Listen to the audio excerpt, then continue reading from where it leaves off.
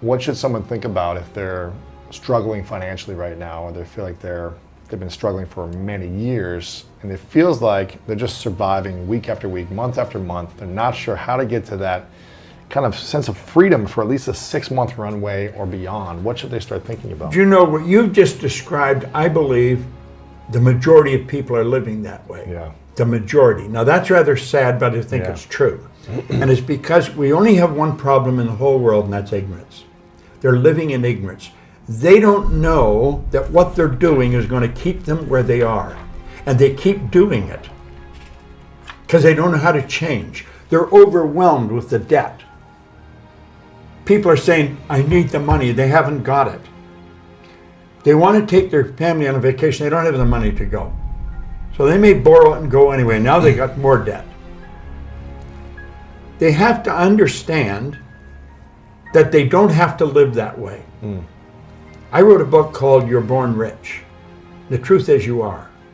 Most people are just a little short of money, but you are born rich, rich in potential.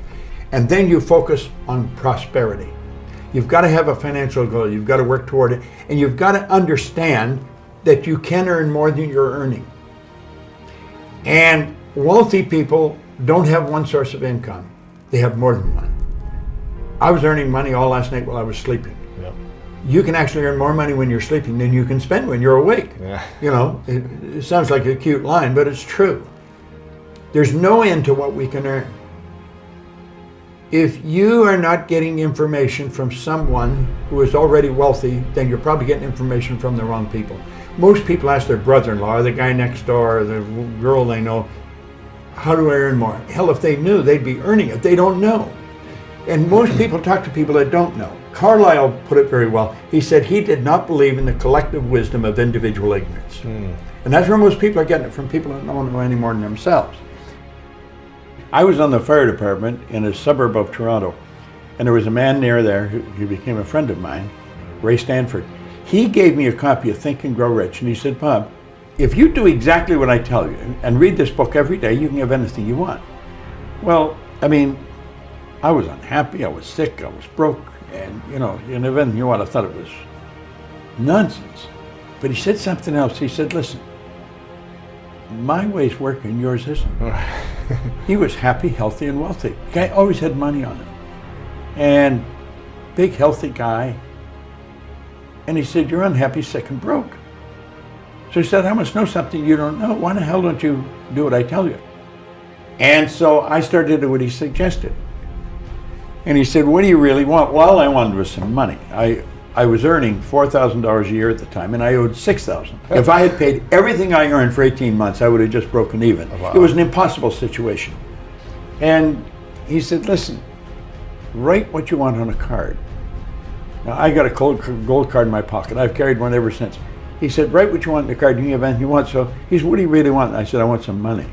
So I wrote that I wanted to have $25,000. And now, if I had got together all the people I know, or knew at that time, and put all their money together, we wouldn't have come up with $25,000. We probably wouldn't have come up with $1,000. I mean, it was an enormous amount of money. It was nuts.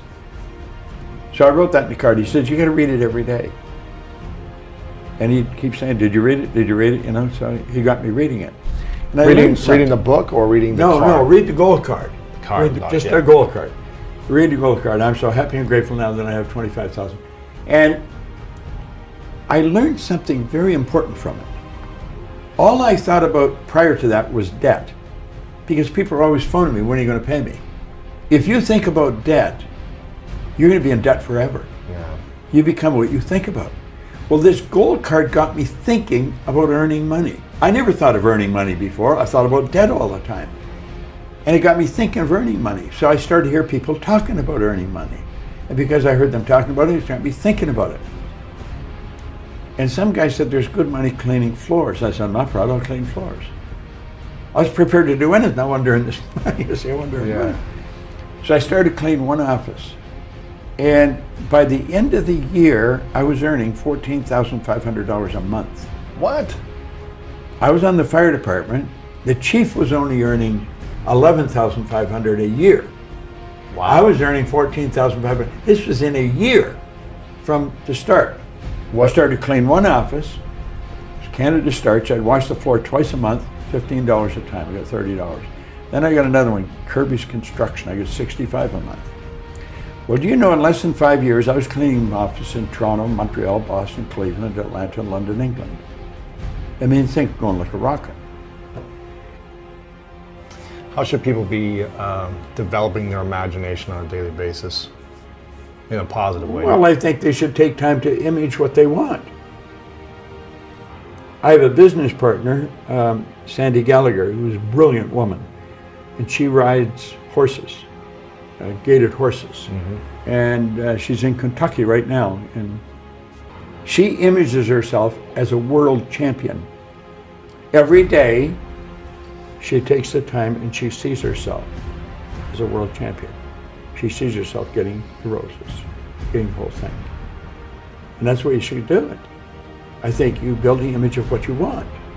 I mean, you obviously imaged this studio before you ever built it. Right. I mean, everything you see here was part of the image in your mind. But everything you create twice. Once in here, once out here, you know? So you never get an original painting. You always get a duplicate.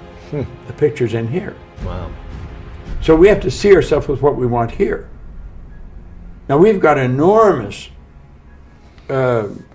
deterrent in our paradigm. We're conditioned genetically and environmentally. And that conditioning is controlling most people's lives. That's why brilliant people are broke. Brilliant people are unhappy. Brilliant people never really accomplish very much. They're absolutely brilliant, but their paradigm is controlling them. It's all about intellect. I'm firmly convinced if a person doesn't understand a paradigm is nothing but a multitude of habits. They're programmed into your subconscious mind to control your behavior. It's got nothing to do with how smart you are. It's got nothing to do with what your formal education is. It's got nothing to do from which side of the tracks you come from. It has to do with your paradigm. The paradigm is a program in your subconscious mind. It's both genetic and environmental that's controlling your behavior. Everyone that can hear my voice knows how to do better than they're doing. And they may wonder, why don't I do it? It's because you're programmed to do what you're doing. Yeah. And until you change the program, nothing's going to change. Paradigm has to be changed. Most people live through their senses because we're programmed to do that. Literally, we're programmed genetically and then environmentally to go by what we hear, see, smell, taste, touch. But you know, I have a dog at home that can hear, see, smell, taste, touch. All animal life operates through senses. We've been created in God's image. We have these higher faculties. We are creative beings, literally. We have perception, the will, reason, imagination, memory, and intuition. They're the faculties that make us separate from everything else. Like, all the other little creatures on the planet are completely at home in their environment. We're the only creature that's totally disoriented in our environment. And that's because we've been given the faculties to create our own environment. Right. But we've never been taught how to use them. What does the power of generosity do for the other person and do for you, the giver? Givers gain. I think the giver enjoys more than the receiver. And I'm convinced that giving is one of the basic rules of success. Well, you know, Emerson said that cause and effect was the law of laws. Action and reaction are equal and opposite. So it's in harmony with the laws of the universe. And I believe this whole universe operates in a very orderly way. I'm very tuned into laws, the laws of the universe. And I think that's why. When I could win, anybody can win. It's just a matter of getting the right information from the right people. I think we get too much information from the wrong people. And personal development today is such a well-known thing that for anybody not to be developing themselves personally is rather sad, I think. You know? So we have to help them as all we can. Like, I don't think a person deliberately destroys himself. I think they're misguided. They're ignorant. They don't know. They're lost.